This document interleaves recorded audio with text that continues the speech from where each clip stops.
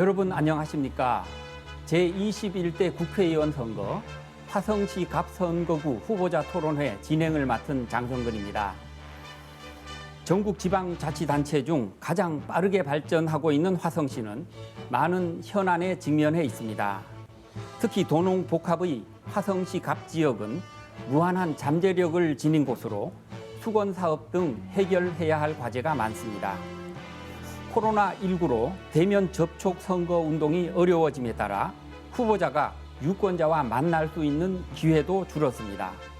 따라서 이번 토론회는 유권자들에게 후보 자신의 공약과 정책, 비전을 알릴 수 있는 매우 좋은 기회입니다. 참석하신 후보들께서는 상대 후보에 대한 비방이나 네거티브를 삼가해 주시고 진지하고 성숙된 자세로 토론에 임해 주시기 바랍니다.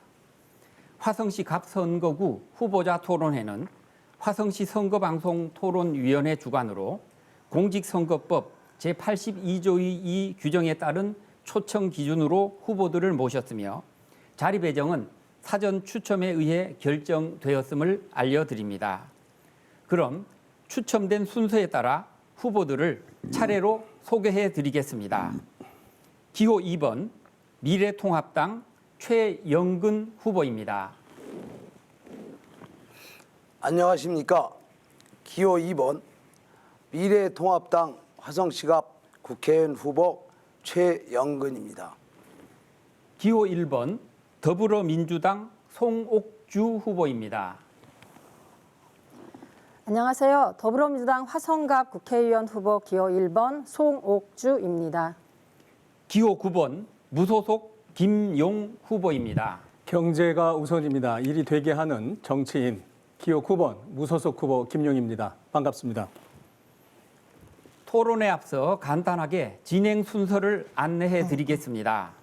첫 순서로 각 후보의 출마의 변을 듣는 기조연설이 있고 그 후에 사회자의 공통 질문에 대한 각 후보의 답변을 듣습니다.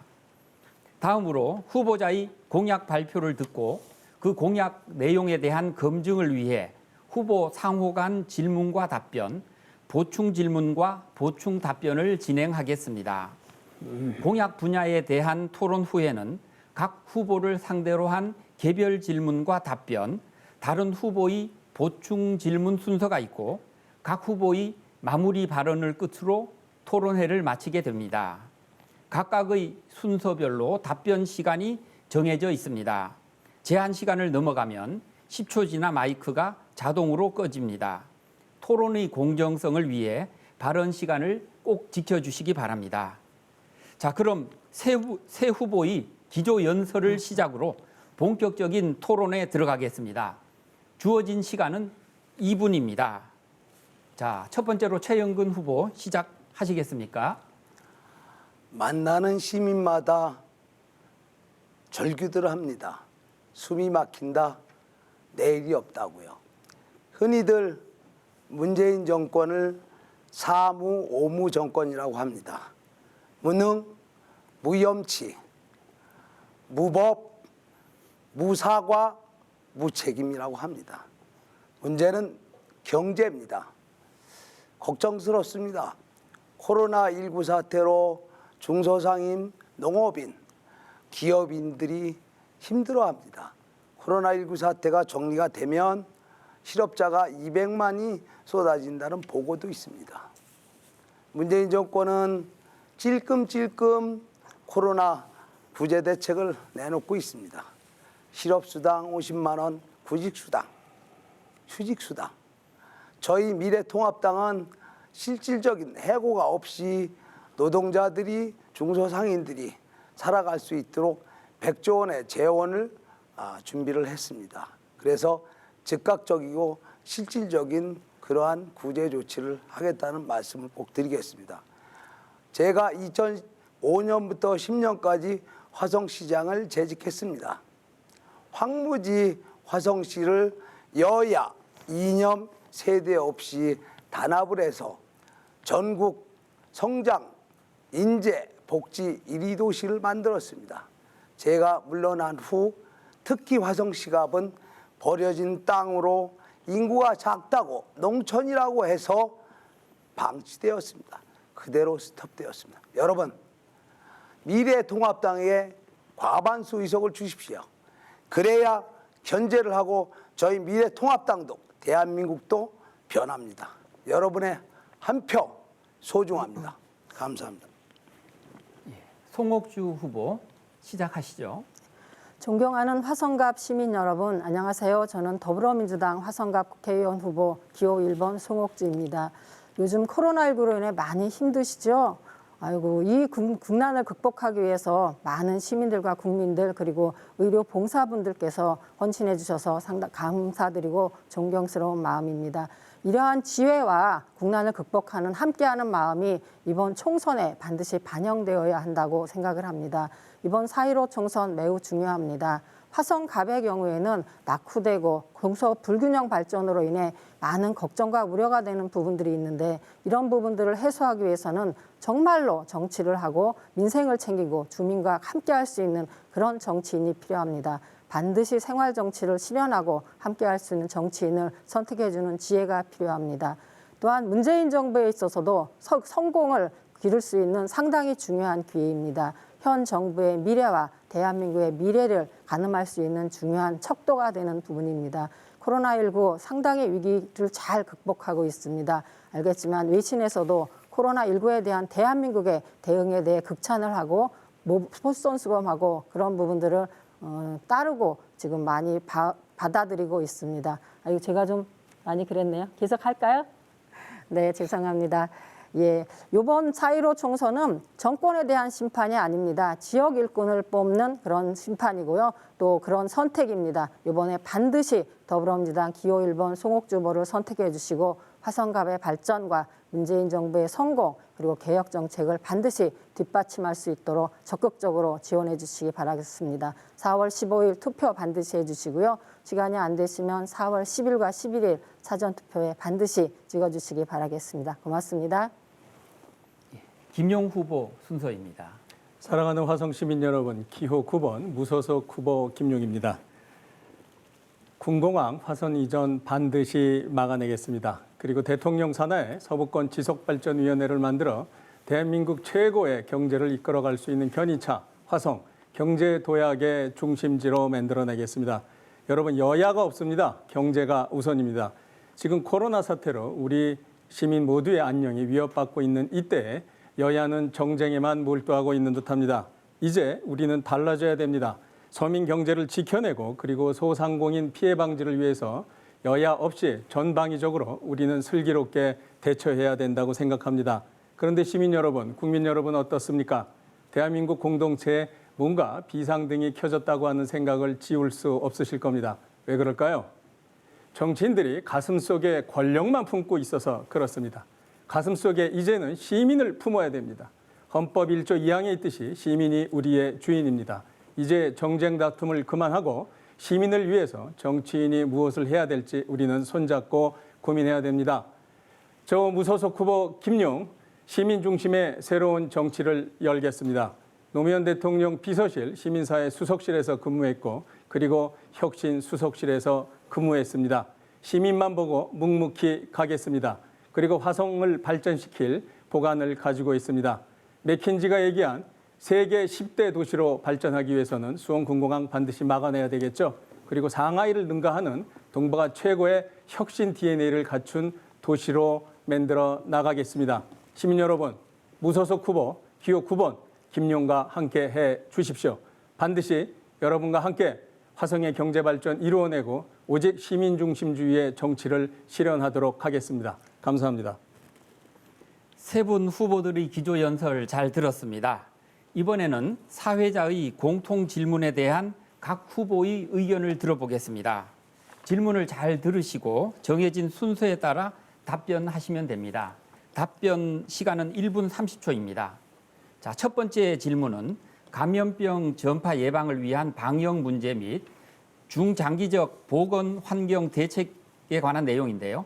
송옥주 후보부터 준비하시면 되겠습니다. 질문 드립니다. 코로나19로 인해 초중 고등학교의 개학이 연기되고 마스크 공급 부족 문제도 계속되고 있습니다. 향후 바이러스의 지역 전파 예방 및 마스크, 소독액 확보 등 방역 대책과 중장기적인 보건 환경 개선 정책에 대해 말씀해 주기 바랍니다. 송옥주 후보 시작하시죠. 네, 요즘 코로나19로 인해서 많이 걱정스러우시죠? 저희가 집권 여당의 대표로서 송구스러운 마음입니다. 그렇지만 이 국난을 극복하기 위해서 모두가 한마음으로 지혜를 모으고 있습니다. 감사드립니다. 정부는 지역사회 감염과 주민불안 차단을 위해서 감염병 대응 체계를 강화하고 있습니다. 국회 차원에서도 특위를 구성하고요. 또 감염에 신속히 대응하기 위해서 검역법 개정안 등 코로나 3법을 통과시킨 바도 있습니다. 기업도 발빠르게 진단키트를 개발해서 또 정부는 긴급 사용 승인 제도를 도입을 해서 이 부분들에 대해 신속하게 지금 도입을 하고 있는 부분입니다. 코로나19로 인해서 경제 상황은 2008년 금융위기보다 엄중한 상황입니다. 경제 방역에 골든타임을 놓쳐서는 안 되겠습니다. 양적 완화로 경제 활력을 되찾아야 합니다. 중장기적인 보건환경 대책도 마련을 했습니다. 메르스 사태 이후에 질병관리본부를 차관급으로 격상을 했습니다. 긴급 상황센터도 설치하고요. 감염병 대응 역량을 강화하기 위한 여러 조치들이 취해졌습니다. 코로나19 확산과 관련돼서는 검역 인력을 추가 확충을 하고요. 또 지자체와의 유기적 공동 대응 체계 수립 등 추가적인 개선책이 요구되고 있는 부분입니다. 전문적인 감염병 전문 연구기관 설립이 반드시 필요합니다. 정부와 화성시와 더불어 화성 시민들이 안전하게 생활할 수 있도록 노력하겠습니다. 김용 후보 순서입니다. 네, 우선 기본적으로 예방 수칙을 잘 지켜야 된다는 것은 시민 여러분이 너무 잘 알고 계실 것 같고요. 저희 화성은 자원봉사가 굉장히 활성화되어 있어서 각 읍면동별로 방역 소독에 집중하고 있는 것 같습니다. 그래서 현재 확진자 19명, 그다음에 접촉자 312명, 퇴원 10명이고요. 능동 감시자 3명입니다. 다중 이용 시설을 자제해야 되고 취약계층, 그다음에 독거 노인에 대한 좀 더 신경을 많이 써야 될 것 같습니다. 그러나 더 중요한 것은 총력적인 대응 체제를 통해서 선제적으로 시민들에게 신뢰를 줄 수 있는 그런 소통을 원활히 해야 될 거라고 생각하고 있고요. 중장기적인 대책을 말씀드리면 현재 화성시에 있는 보건소가 15개소가 있습니다. 그 15개소가 병원하고 네트워크를 형성하고 콜센터를 만들었으면 좋겠습니다. 그 콜센터에서 위기에 전화가 오면 바로 병원하고 연결돼서 확산을 방지하는 그런 체계로 가야 될 것 같고요. 그다음에 코로나에 대한 모니터링 체제를 강조해서 의원, 병원, 학교 이렇게 해가지고 코로나 동향을 실시간으로 시민들이 살필 수 있는 그런 체제가 됐으면 좋겠습니다. 그리고 요양원이라든지 고위험군 철저히 관리해야 되겠죠. 그리고 이제는 사스, 메르스, 코로나 이게 안보적 차원에서 접근해야 된다고 생각합니다. 화성시에 제안합니다. 전문가들, 의료인들을 중심으로 해서 감염병 상설 비상대책위원회를 만들어서 좀 더 시민들에게 신뢰를 줄 수 있는 그런 화성시가 됐으면 좋겠고요. 화성시 너무 잘하고 있다고 생각합니다. 최영근 후보 순서입니다.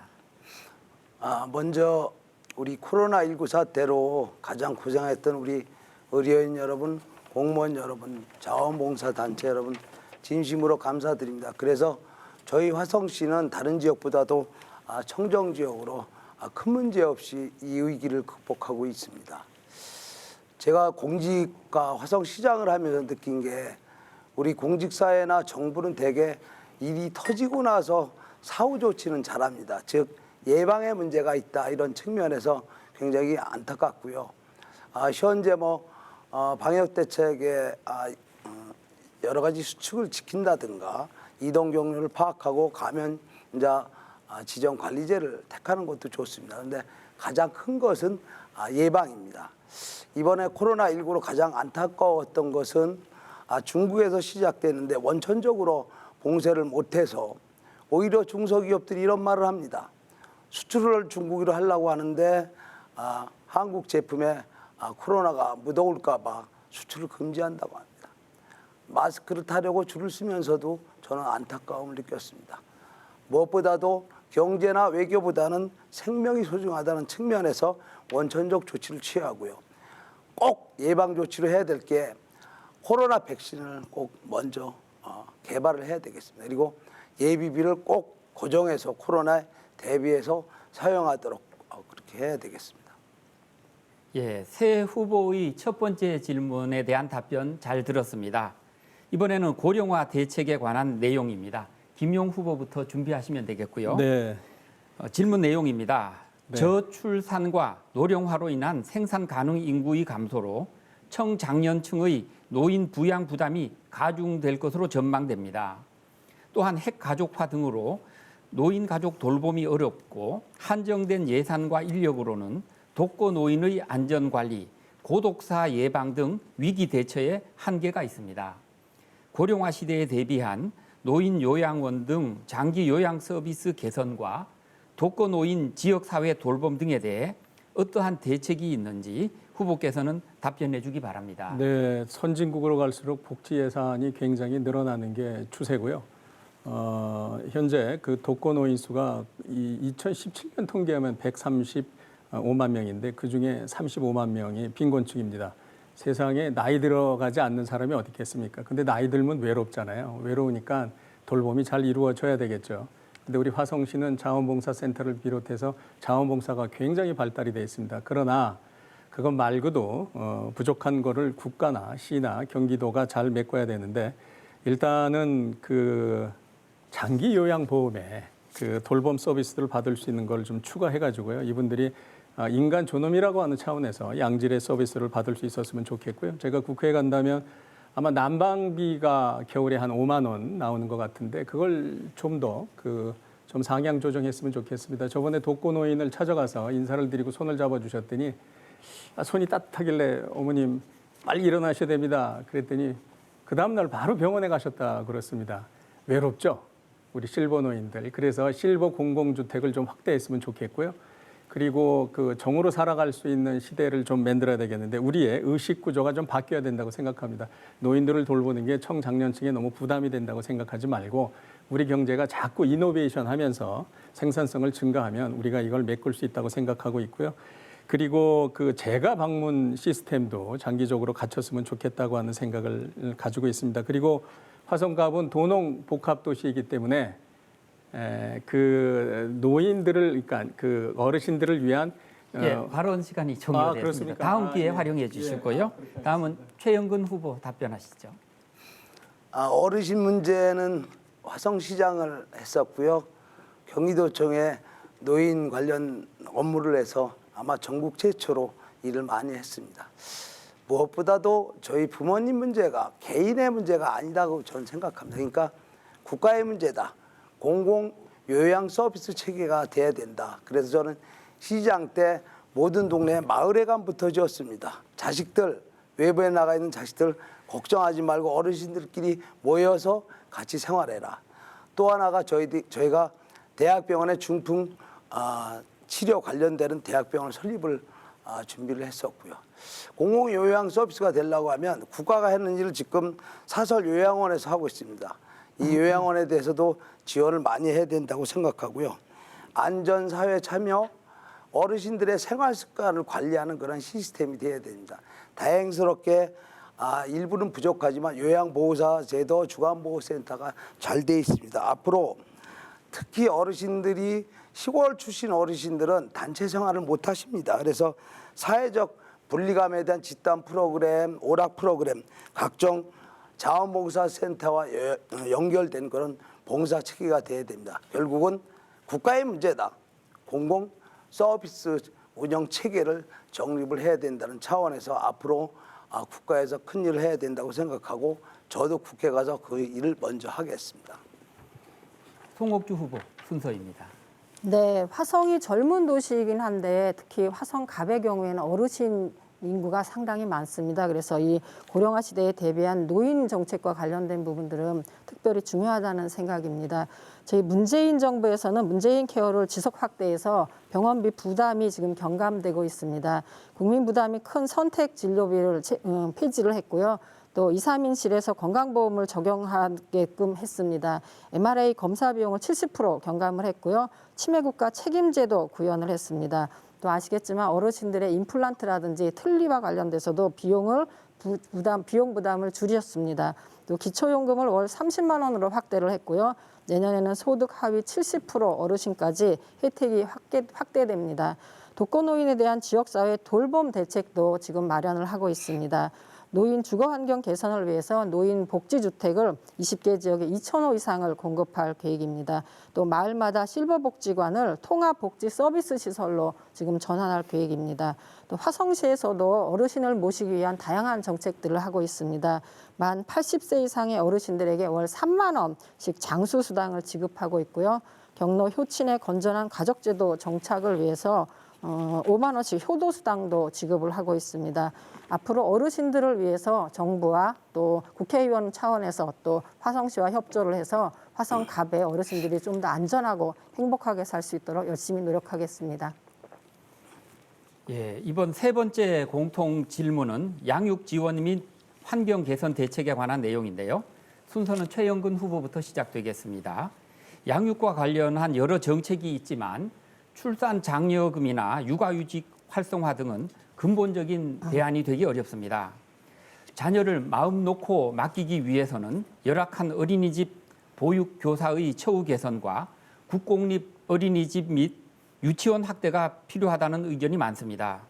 또한 대다수 맞벌이 및 한부모 가정에 대한 지원과 국공립 보육시설 확대 방안에 대해 어떤 생각을 갖고 있는지 각 세 후보의 의견을 듣도록 하겠습니다.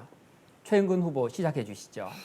먼저 국가를 대신해서 어린이 육아를 케어하게 주고 계시는 우리 사립 유치원 보육시설 원장님 선생님들께 진심으로 감사드리고요.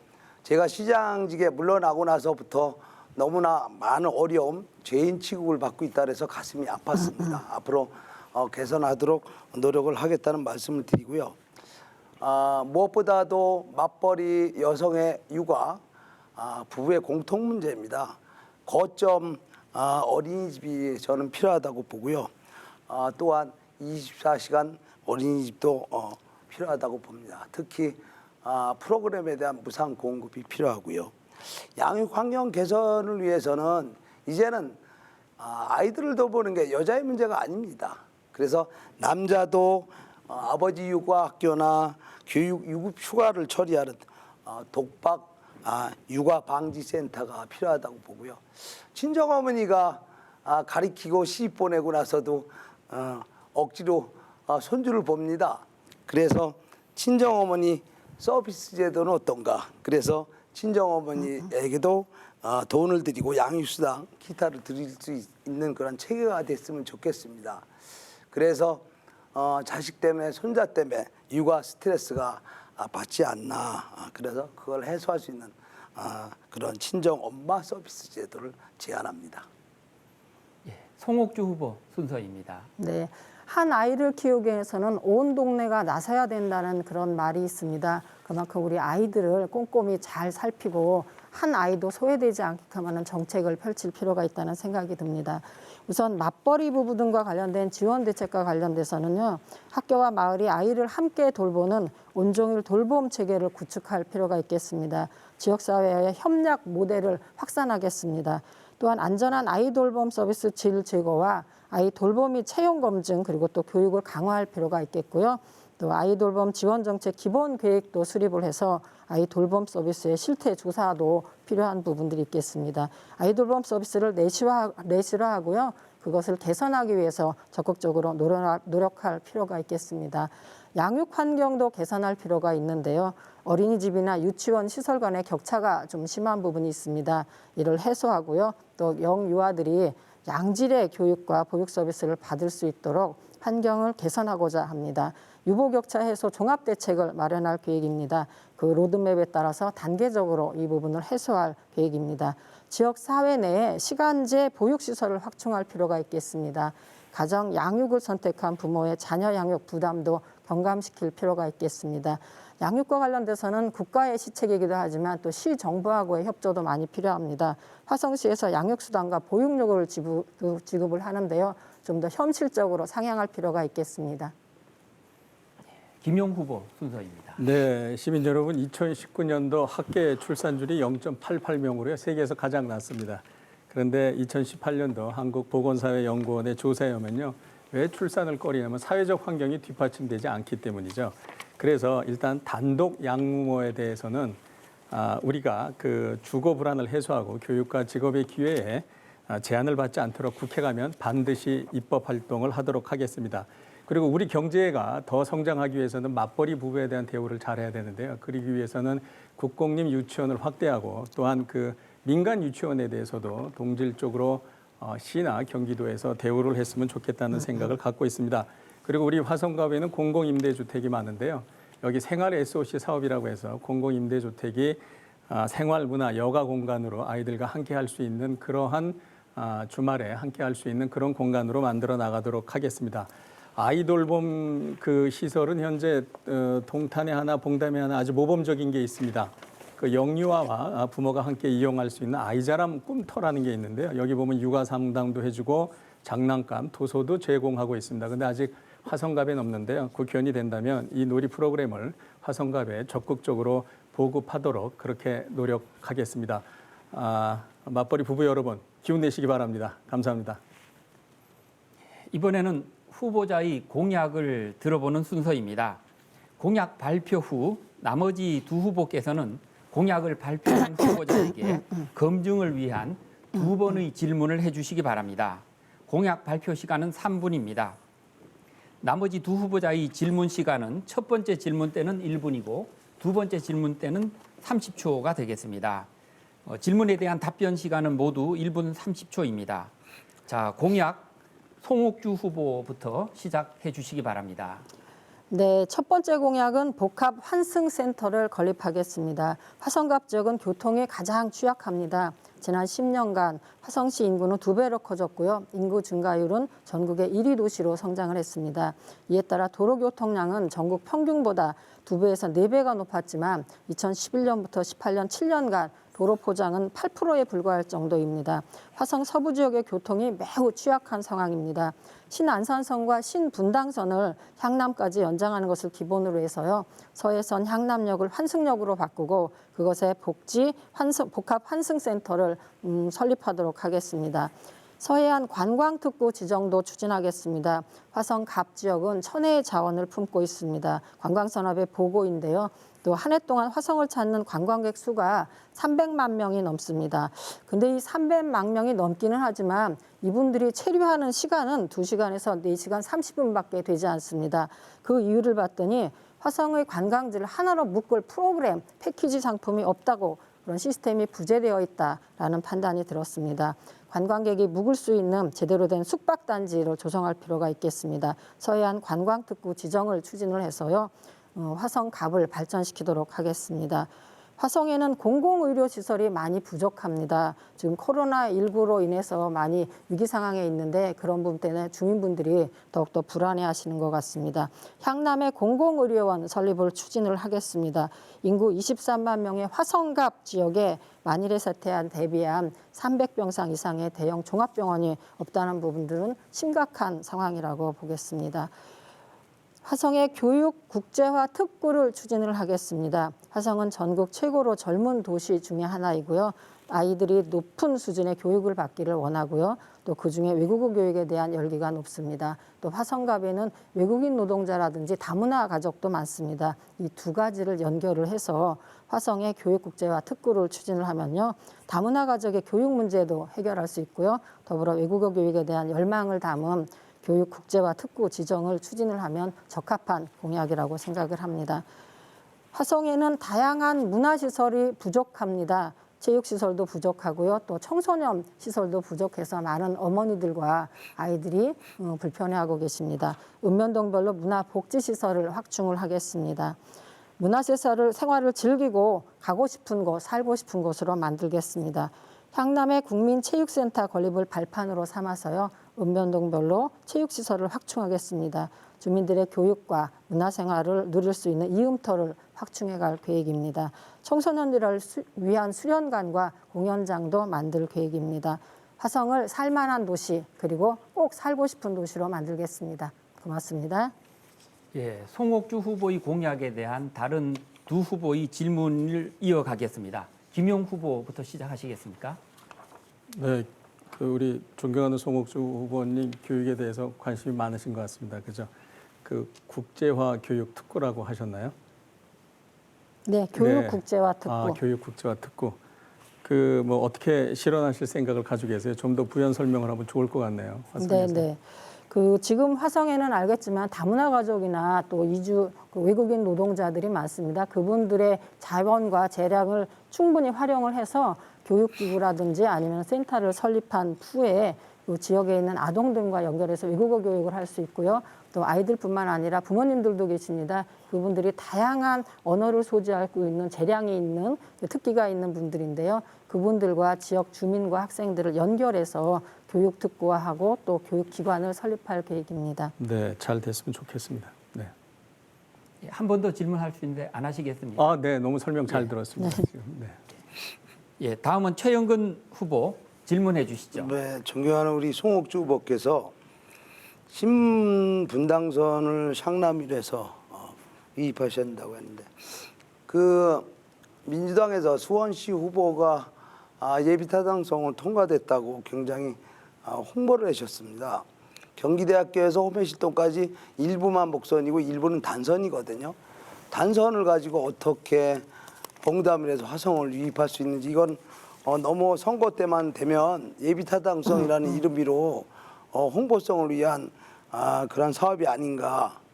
이제는 국회도 지방정부도 변해야 되는데 너무 구호성이 아니냐. 그래서 어떻게 단선인데 이거를 화성으로 끌고 오려고 하시는지 간단하게 좀 대답 좀 해주셨으면 좋겠습니다. 사실은 이 부분은 우리 최영근 후보님 공약 발표를 할 때 제가 질문 사항으로 하려고 한 부분이었는데 지금 보니까 오히려 제가 그 공약을 발표한 거에 대한 그 질문으로 좀 한 부분들이 있습니다.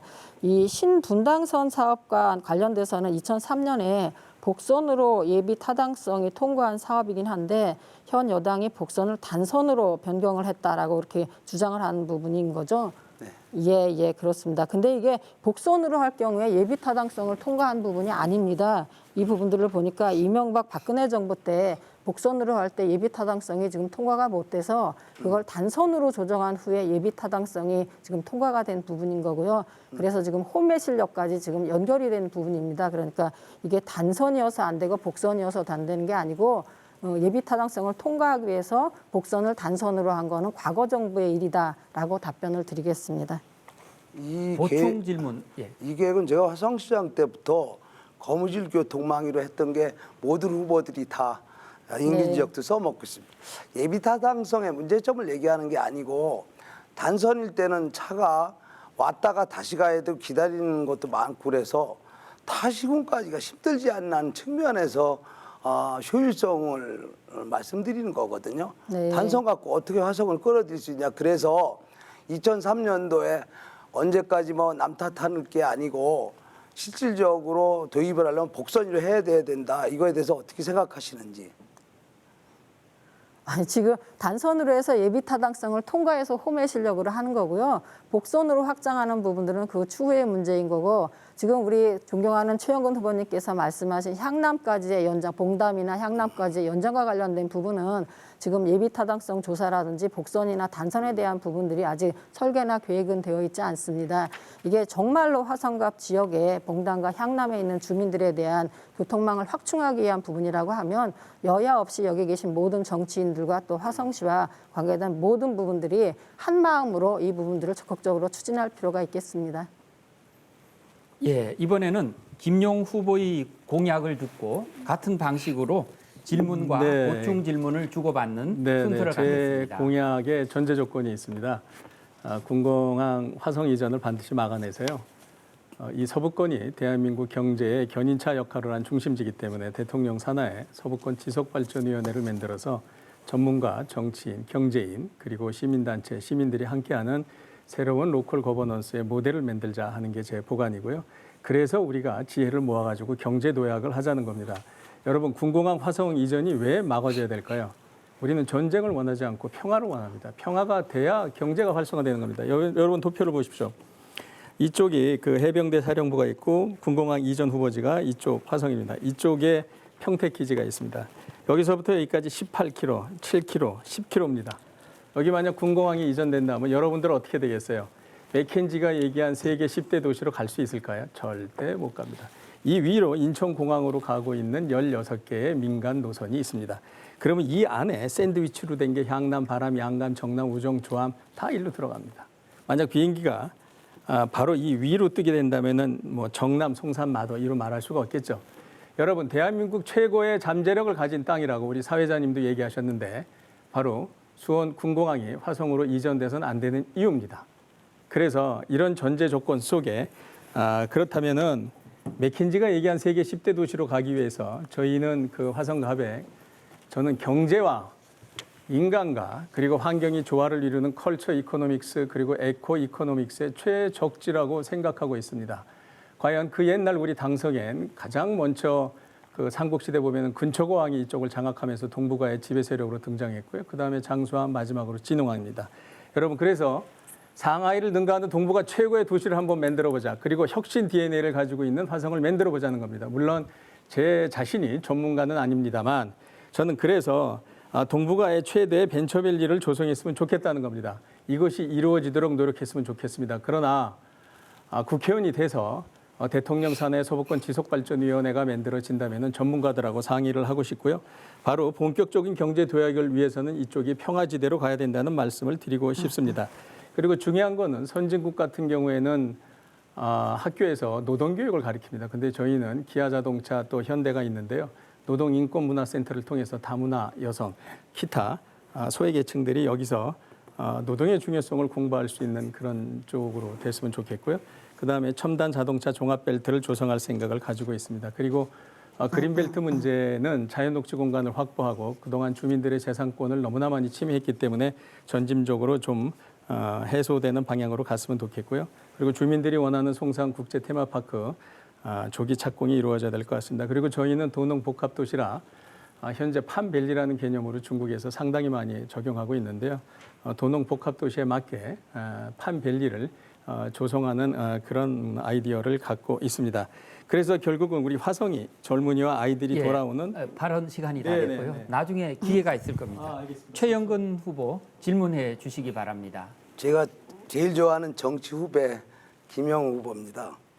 질문을 많이 못하게 궁금한 얘기를 준비하셔서 제가 시간을 잘 몰랐어요. 제가 이제 짧게 해야 되는데. 저는 700년 전 고향 화성 토박이입니다. 네네. 화성 촌놈이고 제 별명이요. 예. 그래서 군공항의 매양리 애로상은 제일 잘 알고 있고요. 오히려 제가 감사드립니다. 또 저희 화성에 와서 군공항을 같이 막아주신다 그랬어요. 제가 대답을 원래 최영근만이 유일하게 군공항을 막을 수 있다. 고향이고 또 예전에도 제가 삭발까지 하면서 의지를 보였는데 우리 김영 후보께서 같이 함께 해주셔서 너무 감사드리고요. 민주당은 군공항에 대해서 수원시 특정 의원이나 이해관계 때문에 거기를 회생하고 화성으로 온다는 거거든요. 그럼 같은 민주당 국회의원끼리 그걸 막을 수 있나에 대해서는 의문을 갖습니다. 네, 이 군공항은 정치인이라면요, 지역과 그리고 국가와 주민을 생각해야 되는 거고요. 정치적인 이해관계를 떠나서 이 화성 서부권은 반드시 지켜야 될 가치가 있고요. 그건 우리 두 후보님들이 다 동의할 거라고 생각합니다.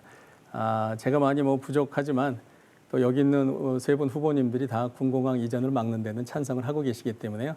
단지 좀 얘기 드리고 싶은 거는 뭐냐면 이것이 우리 화성에 있는 정치적인 후보들은 정치적으로 활용하고 있지 않다는 거예요. 지역 발전을 염원하고 있다는 것이고 이 지역 발전이 화성의 지역 발전이 아니라 이제 대한민국의 새로운 경제를 견인할 수 있는 곳이라는 거죠. 곧 5년 있으면 100만 도시가 됩니다. 그다음에 우리는 예산이 3조 원을 넘어가고 있습니다. 삼성도 있고 그리고 현대 기아자동차도 있습니다. 그래서 새 후보님과 함께 열심히 이 부분을 막아냈으면 좋겠다는 얘기를 드리고 싶습니다. 보충 질문 없으신가요? 우리 후보자님들 다 동감할 거라고 보고요. 사실은 이게 끝나고 나서는 3자가 군공항 선거가 끝나고도 군공항을 막는데 같이 투쟁하겠다는 그런 일종의 선서식이나 뭐를 했으면 좋겠습니다. 네, 아주 좋은 얘기이십니다. 예. 송옥주 후보 질문 하실 순서입니다. 네, 수원 군공항 화성 이전 반대와 관련돼서는 우리 존경하는 김영우 후보님께서 그동안 많이 애를 써하셨고요. 또 그 부분은 화성갑에 있는 시민들이 모두가 인정하고 있다고 생각을 합니다. 감사 말씀드리고요. 우선 저도 수원군공항 반대 이전을 하면서 그 대안으로 점진적인 폐쇄를 주장한 바가 있습니다. 이에 대해서 우리 김영우 후보께서는 어떤 생각이신지 말씀을 좀 네, 주셨으면 하겠고요. 또 한 가지 맞아 있는데요. 네. 또 이제 이 화홍지구에 대해서 군공항 이전을 반대하면서 평화지대로 하겠다라고 하면서 사실은 또 이제 경제 문제하고 맞물려서 살짝 말씀을 하신 것 같은데 평화와 경제를 어떻게 접목을 해야 될까라는 좀 궁금증이 있습니다. 답변 바라겠습니다. 존경하는 송옥주 의원님 질문에 답변을 드리겠습니다. 송옥주 의원님은 점진적인 폐쇄를 주장하고 있지만 저는 그 단국대학교 산학협력단에서 국무총리실에 올린 그 보고서가 있습니다. 그 보고서에는 주민들이 반대하면 비행기를 분산 배치하게 돼 있고요. 저는 그 군공항은 안보를 위해서 유사시에는 사용해야 되기 때문에 그대로 놔두고 국방부가 어떻게 사용할지 그거는 뭐 모르겠습니다. 그러나 비행기를 지금 분산 배치해서 유사시에는 다시 쓸 수 있도록 해야 된다고 생각합니다. 가장 중요한 거는 소음 때문에 이루어진 거기 때문에 이게 제가 생각하는 상생의 방향이고요. 지금 그 이제 경제 문제를 했는데 제가 이제 맨 처음에 얘기 드린 게 인간과 환경과 경제가 조화를 이루는데 아마 컬처 이코노믹스, 그다음에 에코 이코노믹스라는 말을 제가 드렸습니다.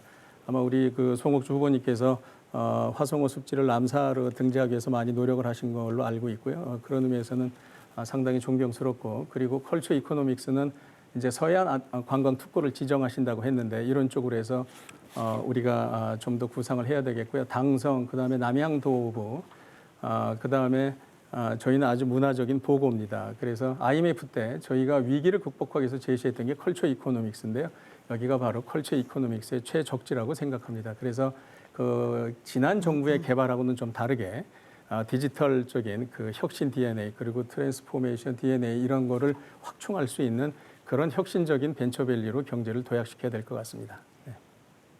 보충 질문 있으신지? 네. 그 공약 말씀하신 중에 노동권 확보와 노동자 권리에 대한 말씀을 하셔서 제가 약간 깜짝 놀란 부분이 있는데요. 아시겠지만 제가 지금 국회 환경노동위원회 활동을 하고 또 해고 노동자 출신입니다. 이 화성갑에 기업체도 많고요. 대기업도 많고 또 근로에 종사하시는 분들이 많습니다. 이 노동권 확보나 노동자의 권리 확보를 위해서 구체적으로 어떤 고민이 있으신지 좀 궁금하네요. 네, 저는 그 일단은 제가 제시한 그 노동인권문화센터 속에서 교육이 이루어져야 된다고 생각하고 있고요. 그 여기서 그 공감대를 형성할 수 있는 틀을 만들다. 선진국에서는 이미 그 학교에서 이런 교육을 갖다가 진행하고 있습니다. 그래서 이 노동인권문화센터를 건립을 해서 이쪽에서 이런 어떤 그 권리 의식이 향상될 수 있도록요 같이 그 노력하는 그런 방안을 제가 제시하고 있습니다. 예. 예.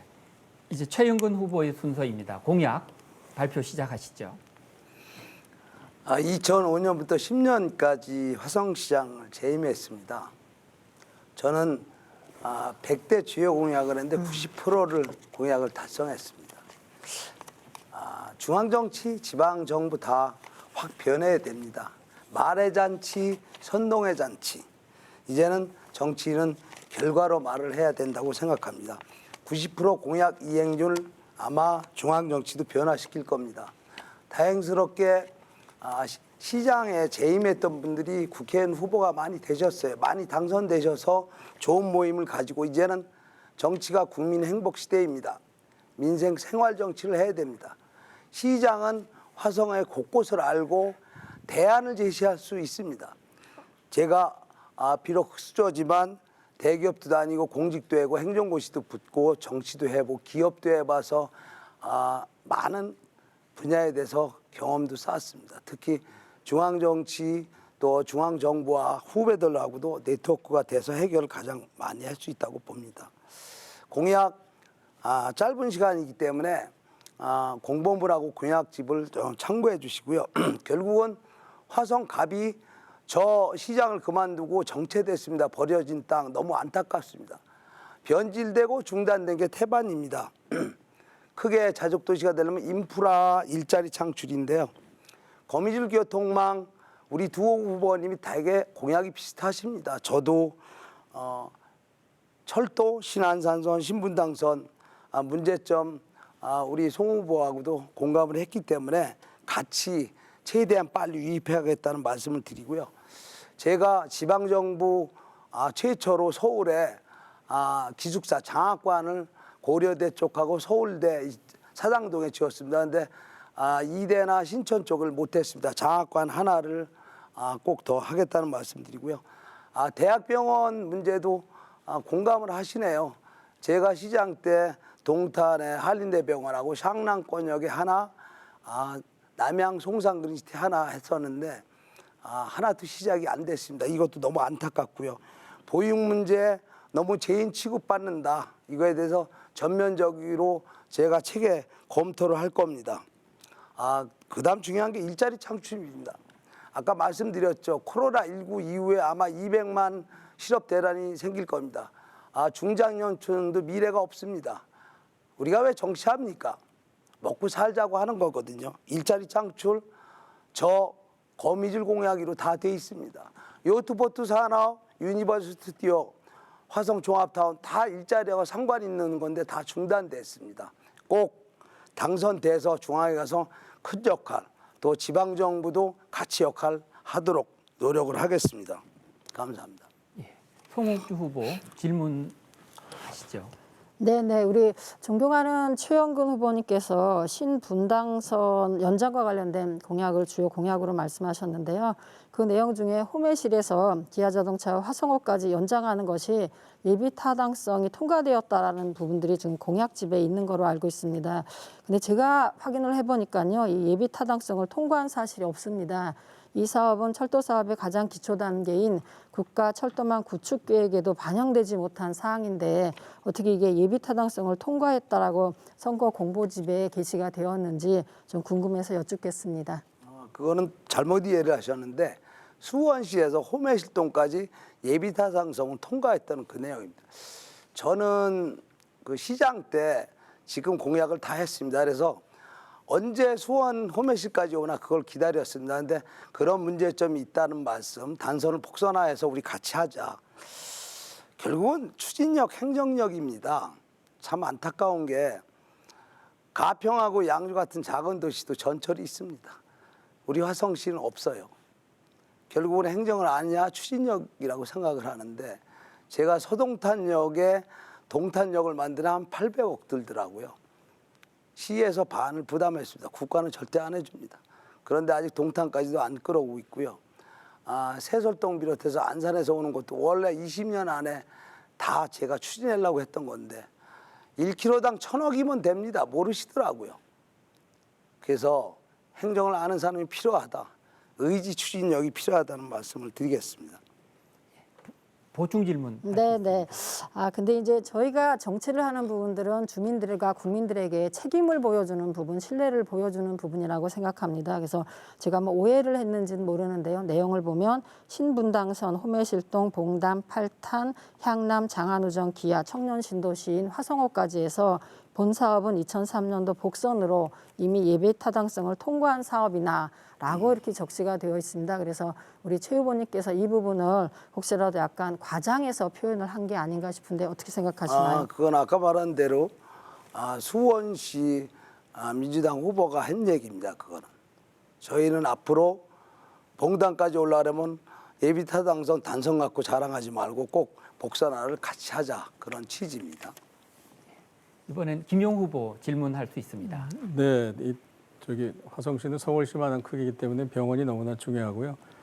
저는 뭐 대학병원을 유치하신다니까 잘 이루어졌으면 좋겠고 저는 경기도 도립병원의 화성 이전이 적절한 방안이라고 생각하는데 우리 존경하는 최영근 후보님께서는 대학병원 유치 잘 좀 어떻게 구체적인 방안을 좀 가지고 계세요?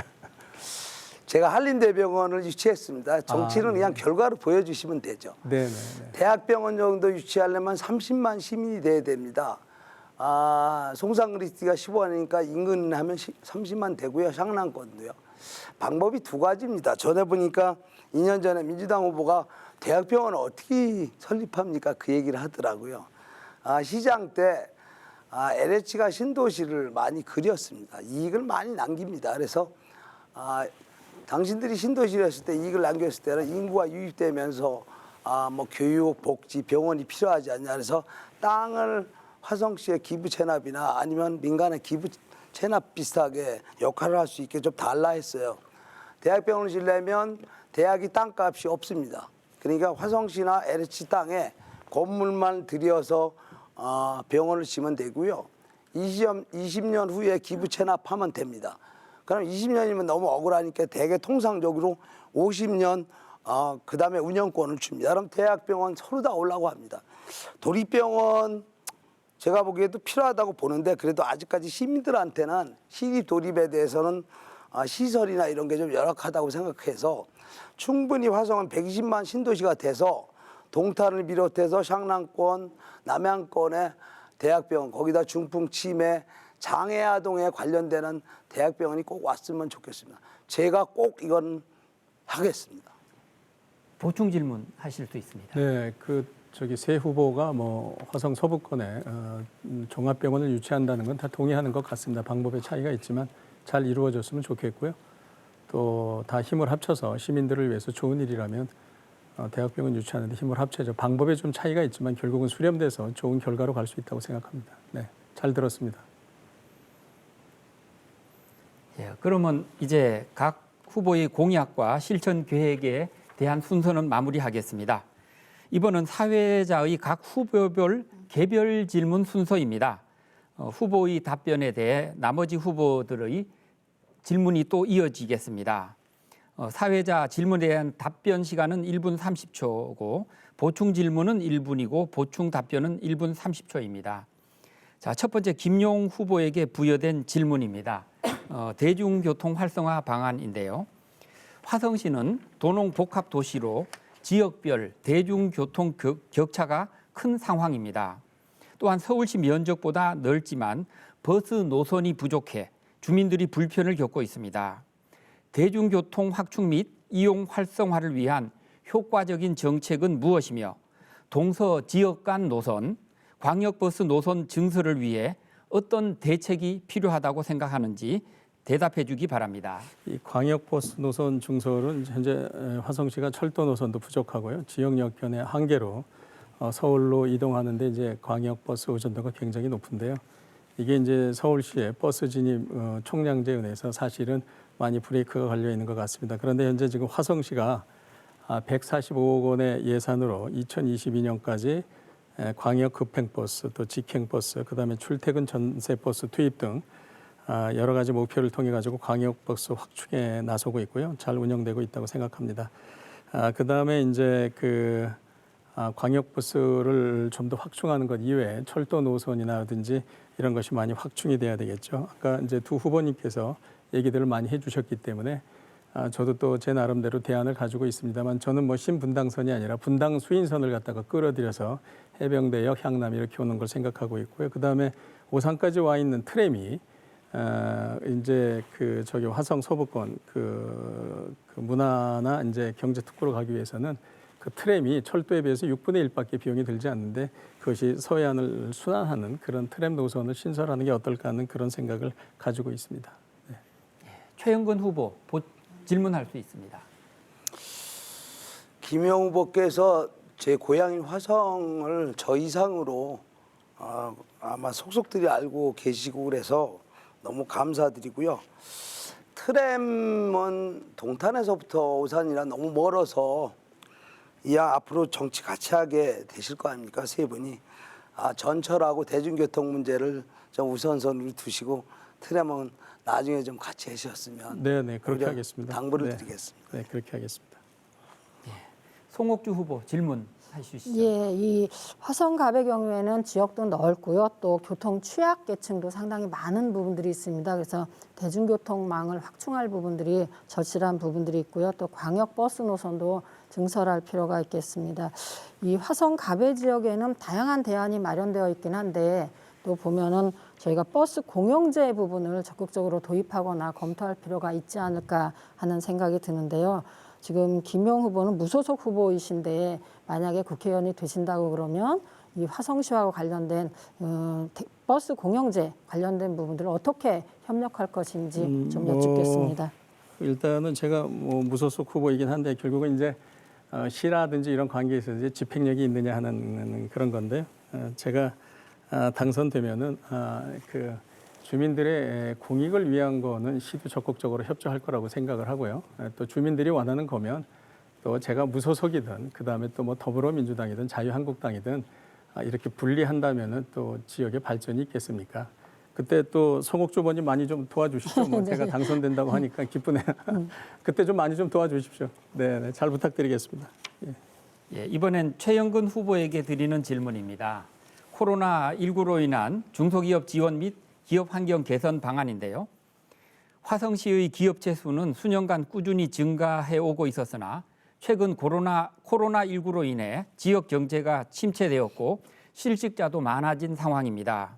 지역 경제 활성화와 일자리 창출을 위해 중소기업이 지속적으로 성장할 수 있는 지원 방안 및 기업 환경 개선 방안에 대해 어떤 계획을 갖고 있는지 답변해 주기 바랍니다. 아까 말씀드렸죠. 제가 현장을 다녀보니까 기업인 비롯해 모든 국민이 절규하고 있습니다. 정말 걱정이 많이 됩니다. 실업 대란. 특히 돈을 아무리 푼다고 해도 돈 문제가 아니고 수출이 안 되고 이동이 제한돼서 이 코로나 사태로 중소기업이 부도 직전에 가 있습니다. 먼저 저는 시각부터 바꿔야 된다고 생각을 합니다. 공직자들이나 정치인들이 기업인들은 세금 도둑이다, 돈 버는 나쁜 사람이라는 의식이 있는 분들이 계시고요. 어떤 분들은 고용 창출하고 대한민국을 살리는 중추라고 생각을 하고 있습니다. 저는 대기업도 다니고 공직자도 해보고 중소기업도 해보고 쇼핑몰도 해봤는데 정말 애국자고 고생하시는 분들이 중소기업인입니다. 그래서 먼저 시각을 바꿔주십시오. 공직자들한테도 그렇게 당부를 했습니다. 코로나에 대해서 임시적인 조치를 말씀드렸습니다. 문재인 대통령께서 고생을 하시는데 찔끔찔끔 정책보다 실질적으로 해고 사태, 부도 사태가 안 나도록 실질적이고 즉각적인 지원 체계, 뭐 고용안전지원금이든 각종 프로그램 환경 개선이든 이런 의지가 필요하고요. 우리 소득 성장제 하에 근로시간 몇 시간이든 묶은 것부터 한번 재검토를 해야 되지 않나. 저는 그게 제일 선행돼야 된다고 생각을 합니다. 송옥주 후보 질문하시지요. 네네. 지금 코로나19로 인해서 많은 국민들이 힘들어 하시는데 그중에서도 우리 중소상공인과 자영업자 부분들이 피해를 많이 보고 계십니다. 그래서 저희도 적극적인 재정 지원과 여러 가지 제도를 개선하고 있는 부분들이 있는데요. 모두가 함께 역량을 모아주셔서 감사 말씀을 드리겠습니다. 우리 존경하는 최영근 후보님께서 이제 문재인 정부의 지원 정책에 대해서 말씀을 하시는데 저는 가끔 보면 이게 여야가 따로 논다. 이게 국가와 국민을 누가 위하는 건지에 대해서 좀 걱정스러운 부분들이 있습니다. 그래서 그런 지원 정책에 대해서 좀 적극적으로 도우실 필요가 있을 것 같다는 생각이 듭니다. 최영근 후보께서 말씀하시는 중소기업 지원 대책은 그럼 뭔지 좀 구체적으로 좀 말씀 좀 부탁드리겠습니다. 제일 중요한 게 아까 말한 시각이라고 보고요. 뭐 고용안전지원금이든 뭐 각종 세금 감면 그것도 중요하지만 해고 사태를 막기 위해서 실질적으로 구직자, 실직자 이런 것보다 즉각적으로 기업들한테 피해본 기업에 대한 대출이 아닌 지원, 뭐 금액이나 이런 것은 나중에 검토해야 된다고 보고요. 또 하나 수출이 막혔어요. 거기에 대해서 우리가 각종 뭐 지원, 세금 감면 이런 것도 같이 해야 된다고 보고 제일 중요한 거는 지금 중소기업이 제일 어려워하는 게 근무 시간을 뭐 52시간이 뭐로 묶어놔서 예를 들면 업종마다 더 오래 근무할 필요도 있고요. 서민들 중에는 보면은 일을 더해서 또 더 타가고 싶다는 그런 것도 있는데 물론 아름다운 저녁을 만들기 위해서 앞으로는 그렇게 돼야 된다고 보는데 좀 점진적으로 업종별로 탄력적으로 좀 운영했으면 어떠나. 언젠가는 그런 제도가 돼야 되지만 과정인데 일괄적으로 하는 거에 대해서 많은 어려움을 겪고 있다. 근본은 맞지만 시기적으로 조절을 해야 된다. 그런 말씀을 저희는 드리고 있는 것입니다.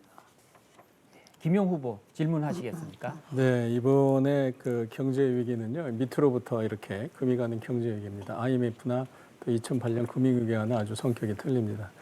그리고 국민이 아프면 국가가 직접 개입을 해야 되기 때문에 저는 긴급 재난기금을 대폭적으로 풀어야 된다고 생각합니다. 현재 화성시가 1차 추경에서 여기 두 후보님도 많은 노력을 하셨지만 1,300억 원의 추경 예산을 마련했는데요. 저는 2차 추경 예산 때 더 풀어야 된다고 생각합니다. 존경하는 최영근 후보님, 좀 더 풀어야 된다는 생각이 어떻게 생각하십니까? 예. 저희 미래통합당 선거대책본부에서도 물론 정부도 고생하시면서 몇십조 얘기를 했는데 이왕 세목을 변경해서라도 100조 이상으로 하신다는 말씀을 선거대책위원회에 했습니다. 사례를 들겠습니다. 제가 이제 행정고시를 붙고 경기도청의 중소기업가의 자금 지원 담당을 할 때 IMF가 터졌습니다. 정말 사무실에서 직원들하고 밤새워가면서 은행 대출 비롯해서 기업들을 살리려고 애썼는데요. 경기도청의 예산에 사장돼 있는 예산 전부 갖다가 몇 조를 가지고 제가 기업을 살려내서 그 당시 은행 이자율이 20% 이상이었을 때 8년 이후에 갚는 조건인 5% 그렇게 해서 살아난 기업, 나중에 코스닥까지 간 기업이 있습니다. 그래서 이왕 정부나 여야를 안 가린다고 하면 우리가 과연 생색만 내는 건 아니라는 측면에서 집권당이니까 당연히 우리가 견제를 하는 거지 거기에 대해서 우리는 죄가 없다, 뭐 잘못이 없다 하는 차원에서 접근하지 말고 실질적으로 국민들한테 와닿는 정책을 하자는 얘기입니다. 그래서 저는 그런 사례가 있어서 이왕 할 거면 정말 진실적으로 즉각적으로 실질적인 조치를 취해야 된다는 측면에서 말씀을 드렸습니다. 예, 이번에는 송옥주 후보에게 부여된 질문입니다. 화성시 관광자원 개발 계획에 관한 내용인데요. 화성시에는 세계 문화유산인 윤건릉이 있습니다. 또한 서해와 맞닿아 있으면서 전곡항과 궁평항 등 관광지로서의 자연 환경도 좋습니다. 지역 경제 활성화에 기여할 수 있는 화성시의 관광자원 개발 및 관광 경쟁력 강화 방안에 대해 말씀해 주기 바랍니다. 화성의 미래에 대해서 말씀할 때 저는 화성갑을 보물이라고 생각을 합니다. 화성갑 지역은 도시만 있는 게 아니고요. 바다도 있고 산도 있고 다양한 자원을 갖고 있는 습지도 있고 다양한 자원을 갖고 있는 곳입니다.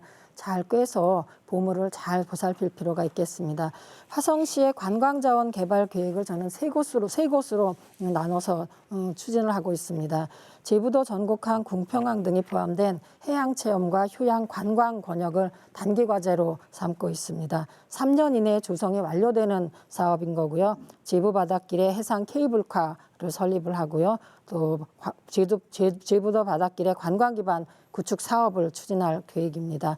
그 다음으로는 에코팜랜드와 화성습지 그리고 매양리 평화생태공원 조성 등이 추진되고 있는 지속가능 생태 관광 권역을 중기발전 계획으로 세웠습니다. 다음은 화성국제 테마파크와 공룡알 화석지를 시작으로 한 탄도까지 연결되는 친환경 수변 리저 관광 권역을 장기 과제로 삼았습니다. 이를 통해서 화성갑 지역이 발전할 수 있고요. 또 지역 경제도 활성화할 수 있고 주민들이 편하고 안전하고 쾌적하게 지낼 수 있다고 생각을 합니다. 예, 김용 후보 질문하시겠습니까? 네. 질문할 게 없을 정도로 준비를 잘 하신 것 같고요. 요즘 그 제부도 좀 많이 신경 썼으면 좋겠습니다. 제부도가 이제 그 연육교라든지 이런 그 통행에 많은 불편을 겪고 있고요. 그래서 제부도 문제 좀 많이 신경 쓰셨으면 좋겠고요. 뭐 잘 이루어질 수 있도록 저희가 이제 실천을 해야 되겠죠. 뭐 많이 준비를 하셨기 때문에 저도 다 동의하고 있고요. 많은 힘을 보태도록 하겠습니다. 예. 예. 최영근 후보 답변하시겠습니까? 제가 질문해 주시죠. 아니 질문에 대한 답변. 예, 답변하시겠습니까? 네. 아니 뭐 예. 많은 준비를 하셨기 때문에 예. 제 질문은 뭐 노고가 많으셨기 때문에 네. 잘 실행이 돼 있으면 좋겠다는 예. 이런 생각 그러면 갖고 최영근 있습니다. 후보 질문해 주시죠. 제 질문은 송옥주 후보 국회의원 개인 신분에 대해서가 아니고 민주당 중앙정부와 지방정부에 대해서입니다. 여기서 좋은 공약을 계속 읽으시는데 제가 10년도에 화성시장 그만두고 민주당 지방정부가 3기가 됐습니다. 인구가 작고 농촌이라고 해서 올 수 없댔습니다. 화성갑이요. 가보십시오. 다니시면서 느끼실 거예요. 신도시에 들어오는 분들 외에는 소름 끼친다고 합니다. 여기는 뭐 우리가 개돼지냐 할 정도로요. 아까 말씀하신 정곡항 요트보트 제가 말씀드렸습니다. 제가 개인 의견을 추진한 게 아니고요. 우리나라 기자들 전문가들 데리고 전 세계를 돌고서 그분들이 한 겁니다. 독일의 디셀도르프 요트보트 산업 갖고 연 6천억 이상 세수를 해요. 지금 뱃놀이로 전락됐습니다. 국제 테마파크도요. 중국으로 갔고요. 이제는 말과 실천이 다르다. 과연 그 정부에서 이걸 공약을 내세울 만하냐. 다시 한번 사과를 좀 해주셨으면. 예, 시간이 됐습니다. 네, 답변할까요? 예, 우선 존경하는 김영 후보께서 말씀하신 제부도 관련된 부분은 저도 안타까운 부분들이 많습니다. 꼭 잘 살펴서 제부도 주민들과 또 제부도의 지역 경제를 활성화하는 데 열심히 노력하도록 하겠습니다. 그리고 존경하는 우리 최영근 후보님께서 이게 온 국민들이 보고 있는 화성 시민들이 보고 있는 우리 공영방송을 통한 그런 선거 방송 토론을 하고 있는 부분인데요. 화성 주민들을 저는 분열시키고 갈등을 조장하는 말씀을 하셨다는 그런 생각이 듭니다. 뭐 신도시에 있으신 분들만 화성 시민이 아니신 거고요. 아까 말씀대로 화성갑 지역은 도시와 농촌과 어촌과 산촌이 모두 어우러진 천혜의 보고인 겁니다. 그래서 화성갑을 잘 살필 수 있는 것이 저희 정치인들의 책무이고 오늘 이 자리에서 정말 제대로 된 일꾼을 뽑는 그런 자리라고 보는 부분이어서 그 부분들 험악하게 말씀하신 부분들은 오히려 최영근 후보님께서 사과를 해야 된다는 생각입니다. 그리고 이런 관광 계획과 관련돼서 제가 꼼꼼히 주민들에게 설명하기 위해서 보고하는 부분들인 거지 그 부분들이 실현 가능하지 않은 부분들을 말씀드린 건 아니라고 보고요. 이 부분은 기존의 정부라든지 경기도나 화성시와 같이 이런 부분들을 단기, 중기, 장기적으로 계획을 세워서 추진을 하겠다라는 부분들을 사전에 협의를 하고 말씀을 드린 거라고 말씀드리겠습니다. 예, 지금까지 다양한 의견 잘 들었습니다. 이제 토론을 마무리해야 할 시간입니다. 혹시라도 못한 얘기가 있으면 이번 시간을 잘 활용하면 되겠습니다. 주어진 시간은 후보자 분당 3분이 되겠습니다. 3분을 잘 활용하시기 바랍니다. 3분입니다. 예, 최영근 후보부터 이제 시작해 주시면 되겠습니다. 방금 송옥주 후보가 지역을 갈등을 조장한다고 하는데 현실 지방정부와 국회의원들, 민주당 국회의원들이 화성갑 주민들이 인구가 작다고 해서 동탄 위주로 발전을 시키고 인구가 작고 투표를 안 해줬다고 해서 현 상태를 말씀을 드린 겁니다. 저는 화성갑을 대표해서 나온 국회의원입니다. 국회의원 후보입니다. 주민들이 저를 보면 최 시장 잘 돌아왔다. 자네 때는 여야 안 가리고 세대 안 가리고 동서 지역 안 가리고 화합해서 했는데 우리 지역은 뭐냐. 제발 살려달라. 그 말을 드린 건데 지금도 국회의원이시고 제가 개인을 탓을 한 게 아니고 정부 차원에서 이건 아니다는 걸 말씀을 드린 겁니다. 제가 하모니 선거단이라고 지었습니다. 왜 그렇겠어요? 저 때는 정말 이념, 지역, 세대 없이 정말 화합해서 화성이 발전했습니다. 제 고향 자랑 아까 해드렸지 않습니까?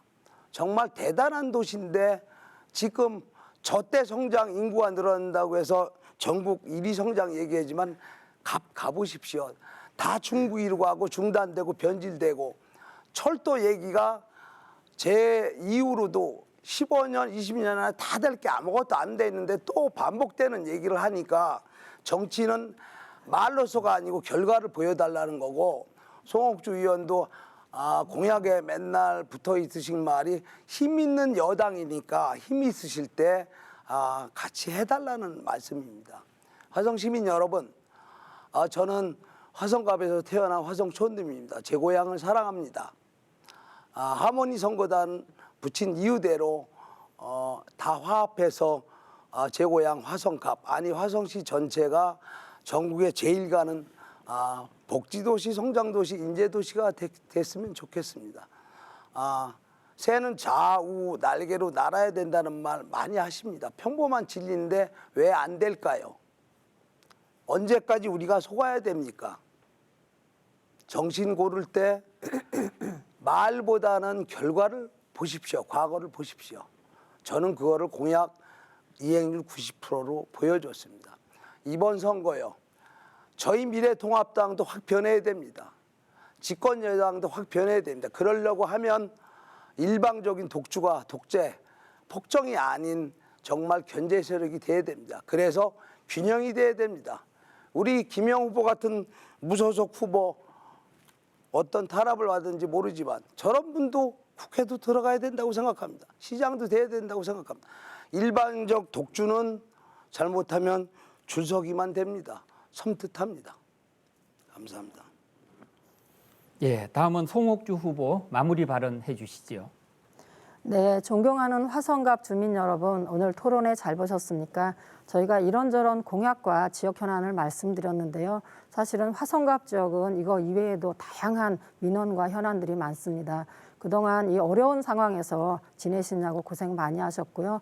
요번에 화성갑 지역을 발전시키고 주민들의 지역 민원을 해결하기 위해서는 제대로 된 정치인을 뽑아야 된다고 생각합니다. 그런 정치인은 책임 정치를 할 수 있고 생활 정치를 해야 된다고 봅니다. 책임 정치는 저희가 공약으로 여러 차례 말씀을 드렸는데요.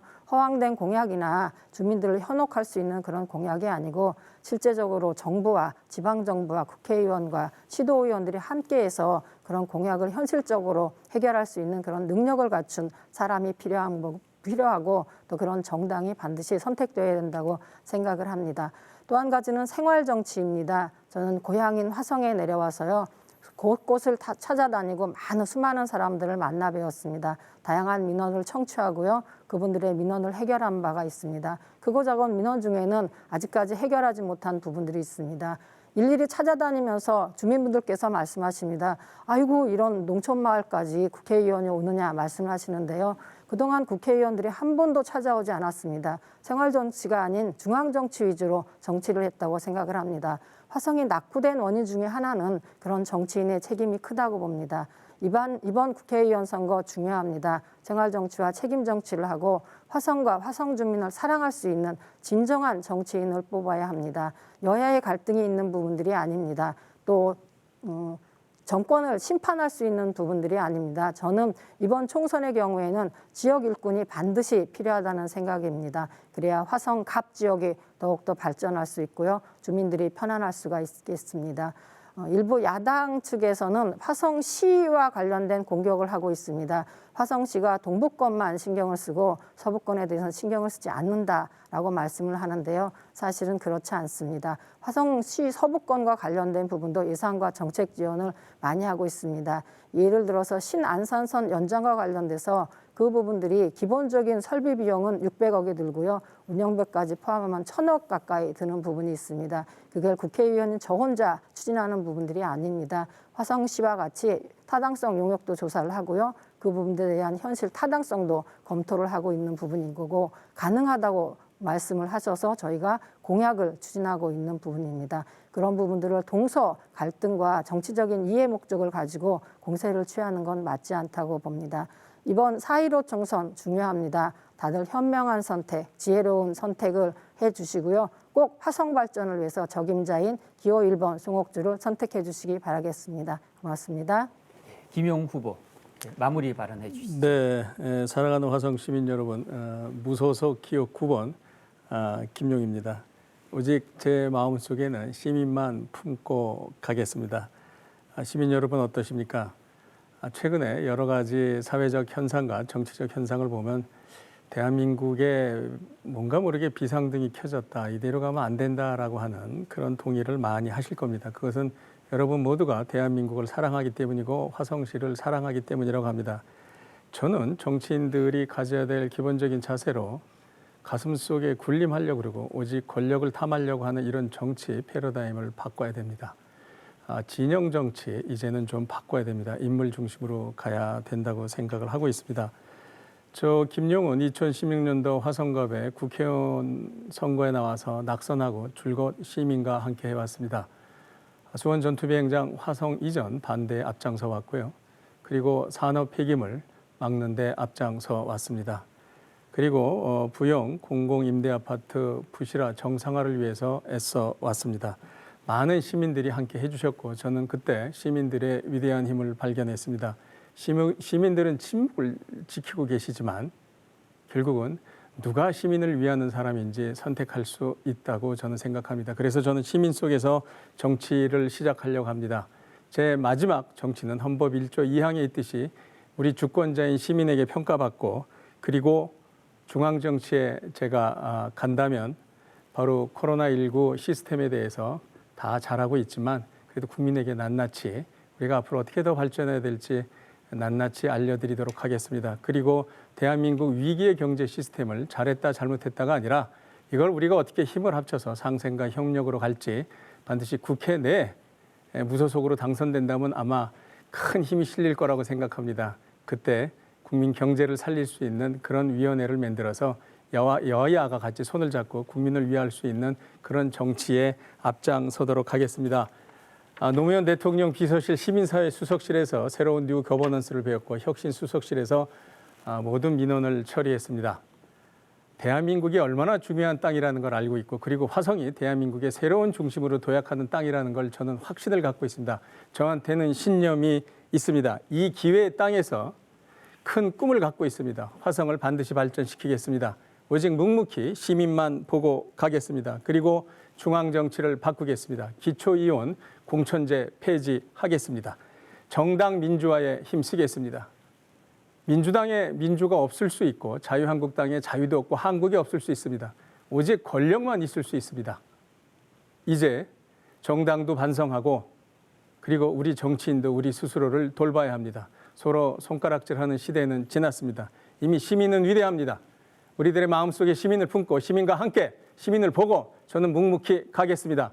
이번 선거에서 저와 함께 한국 정치의 미래의 꿈을 꾸시고 화성의 미래를 함께 해주셨으면 고맙겠습니다. 기호 9번 무소속 후보 김용입니다.